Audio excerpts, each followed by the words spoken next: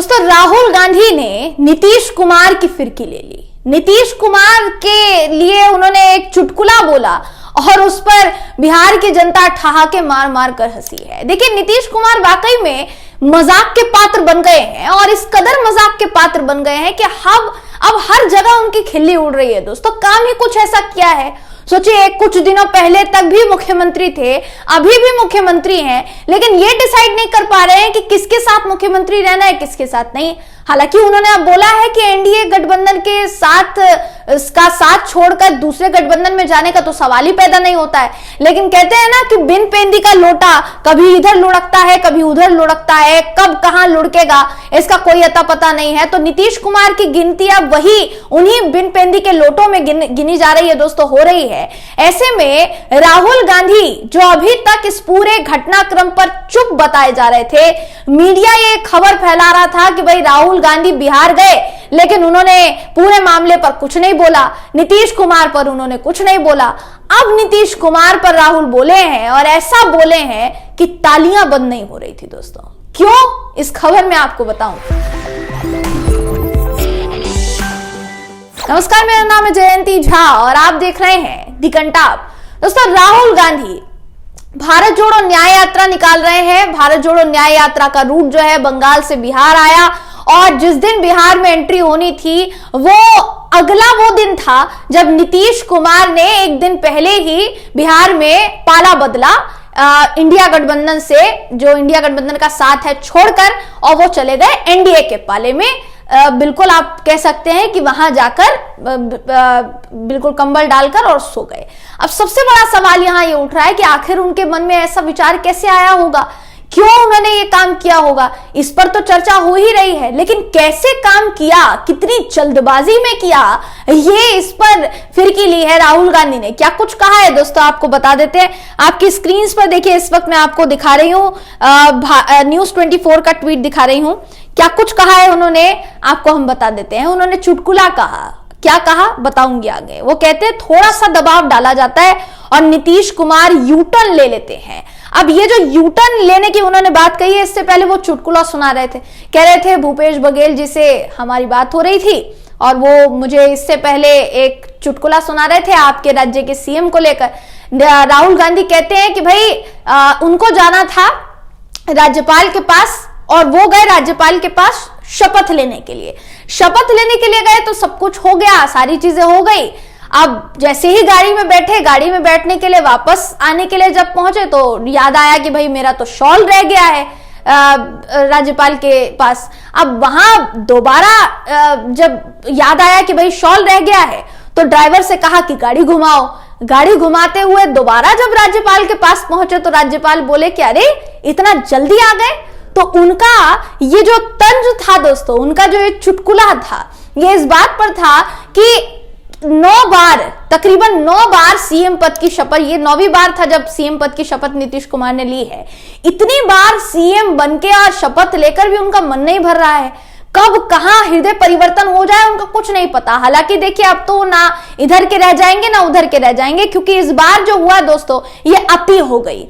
कोई भी व्यक्ति, कोई भी राजनेता पाला बदलने की एक सीमा रखता है कि भाई आज है यहाँ पर तो एक ही पार्टी में जाएंगे, एक ही गठबंधन का साथ जो है देंगे, दूसरे गठबंधन का साथ नहीं देंगे। अब आ गए तो आ गए, चाहे मजबूरी में ही क्यों ना लड़ना पड़े चुनाव, लेकिन लड़ेंगे, क्योंकि अपनी सेल्फ रिस्पेक्ट और पार्टी की छवि का यहाँ पर सवाल है। लेकिन उसका भी ख्याल नहीं रखते हैं नीतीश जी, बिल्कुल पलट जाते हैं। तो यही बात उन्होंने कही कि थोड़ा सा दबाव पड़ता है और नीतीश जी यूटर्न ले लेते हैं, नीतीश कुमार यूटर्न ले लेते हैं। ये राहुल गांधी बोलते हुए नजर आए और जैसे ही उन्होंने ये कहा दोस्तों, इधर उधर तालियां बजने लग गई। इसके अलावा उन्होंने देखिए क्या कुछ कहा है, ये भी आपको बता देते हैं। उन्होंने साफ तौर पर कहा है कि हमें नीतीश कुमार की जरूरत नहीं है, हमें नीतीश कुमार की कोई जरूरत नहीं है। दोस्तों, जातिगत जनगणना जब हुई ना बिहार में, तो ये जातिगत जनगणना का मुद्दा बिल्कुल ठीक उसी मुद्दे के बाद उठा था जब ओबीसी को आरक्षण, या आप कह लीजिए ओबीसी कोटे की बात जो है राहुल गांधी ने संसद में उठाई थी, आपको याद होगा। उसके बाद बिहार में जातिगत जनगणना हुई, जातिगत सर्वे करवाया गया और ये जो है मास्टर स्ट्रोक कहलाया जा रहा था इंडिया गठबंधन की तरफ से, जिसमें भारतीय जनता पार्टी फंसती हुई दिखाई दे रही थी। क्योंकि जाति के नाम पर वोट बेशक वो भी मांगती हो, लेकिन जब जातियों को अलग अलग आरक्षण देने की मांग उठती है तो फिर भाजपा का मुंह बंद हो जाता है, ऐसा कहा जाता है। तो इसी को लेकर कहा जाता था कि भाई जातिगत आरक्षण जो है, जातिगत जनगणना जो है वो हुई तो भारतीय जनता पार्टी को झटका लगा। अब इसका पूरा का पूरा क्रेडिट हो सकता है नीतीश कुमार खुद लेना चाह रहे हो, मगर वो क्रेडिट पहले तो तेजस्वी ने नकार दिया, अपना विज्ञापन छपवाकर अखबार में बड़ा सा कि भाई जो काम हुआ है, चाहे नौकरी देने का हो, चाहे जातिगत जनगणना का मामला हो, सब कुछ हमारे विभाग में हुआ है, तो क्रेडिट क्यों नहीं लेंगे? लेंगे बिल्कुल क्रेडिट, तेजस्वी ने पहले ही घोषणा कर दी थी। अब यही बात कह दी है राहुल गांधी ने। इसी से आप समझ सकते हैं दोस्तों, राहुल गांधी, तेजस्वी यादव दोनों युवा नेता हैं। बिहार की राजनीति में क्या अब एक नया मोड़ आने वाला है? क्या युवा नेता बिहार की राजनीति को बड़े बड़े नेताओं के सामने साधने वाले हैं? ये सवाल इस वक्त खड़ा हो रहा है। ये जो खबर है देखिए कहती है, जिसमें राहुल गांधी ने जो बयान दिया है वो आपको बता देते हैं। उन्होंने कहा कि बीजेपी इसके लिए कभी राजी नहीं रही। हमने ही कहा था उनसे, हमने ही नीतीश कुमार से कहा था कि बिहार में महागठबंधन सामाजिक न्याय के लिए लड़ाई लड़ेगा। जातिगत सर्वे को लेकर उन्होंने कहा कि मुख्यमंत्री नीतीश कुमार को सर्वे के लिए हमने कहा था, लेकिन बीजेपी इसके लिए कभी राजी नहीं रही। वो आगे देखिए ये भी कहते हैं कि मैंने नीतीश कुमार से साफ कह दिया था कि आपको बिहार में जातिगत जनगणना करनी पड़ेगी। हमने नीतीश कुमार से दबाव में बिहार में जातिगत जनगणना कराई थी, लेकिन बीजेपी नहीं चाहती है कि देश में जातिगत जनगणना हो। उन्होंने इस दौरान जातिगत जनगणना की मांग करते हुए कहा कि अन्य पिछड़ा वर्ग यानी ओबीसी जो है वो समाज देश का सबसे बड़ा समाज है, लेकिन मैं अगर आपसे ये पूछूं कि ये जो समाज है ये इसकी आबादी कितनी है, तो निश्चित तौर पर आपको पता नहीं होगा, और कई लोगों को नहीं पता, क्योंकि उन्हें पता लगने नहीं दिया जाता है, क्योंकि ओबीसी को बिल्कुल अलग कर दिया गया है। बेशक इस देश के प्रधानमंत्री ओबीसी टैग तब अपने साथ लेकर घूमते हैं जब राहुल गांधी पर केस किया जाता है। दोस्तों भाजपा जो है एक ही नारा बुलंद करने लग जाती है कि भाई राहुल गांधी ने एक ओबीसी प्रधानमंत्री का, कांग्रेस से ये सब्र नहीं हो रहा है, कांग्रेस ये सहन नहीं कर पा रही है कि एक ओबीसी प्रधानमंत्री कैसे हो गया इस देश में। तो उस वक्त ओबीसी का तमगा लेकर घूमते हैं प्रधानमंत्री जी और उनकी पार्टी के लोग, लेकिन जब बात आती है उनकी आबादी की, उनको उनका अधिकार देने की, उनको न्याय देने की, तो उनकी आबादी कितनी है ये भी पता नहीं लग पाता है। यही सवाल राहुल गांधी ने उठाया था और वही सवाल दोबारा वो उठाते हुए नजर आए हैं दोस्तों। तो राहुल गांधी के जो तेवर फिलहाल नजर आ रहे हैं, पूरी तरह से समझ में आ रहा है कि क्या होने वाला है, आगे क्या होने वाला है बिहार की राजनीति में।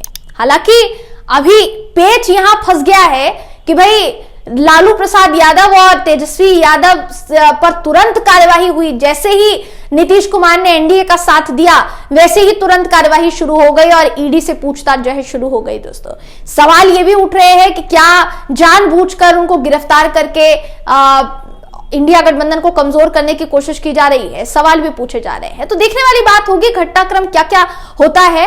अभी बिहार की राजनीति में जो घटनाक्रम हुआ दोस्तों वो सब पर भारी पड़ गया, मगर क्या इस भारीपने को बिल्कुल हल्केपन में राजनीति में तब्दील कर देगी इंडिया गठबंधन की ये जो पहल है, ये देखने वाली बात होगी। फिलहाल इस खबर में बस इतना ही। आप इस खबर पर क्या सोचते हैं, आपकी इस पर क्या राय है, कमेंट करके हमें जरूर बताइएगा। अगर आपको ये वीडियो पसंद आया हो तो वीडियो को लाइक कीजिए, शेयर कीजिए, चैनल को सब्सक्राइब करना बिल्कुल भी ना भूलें। फिर मुलाकात होगी आपसे अगली वीडियो में, तब तक के लिए नमस्कार।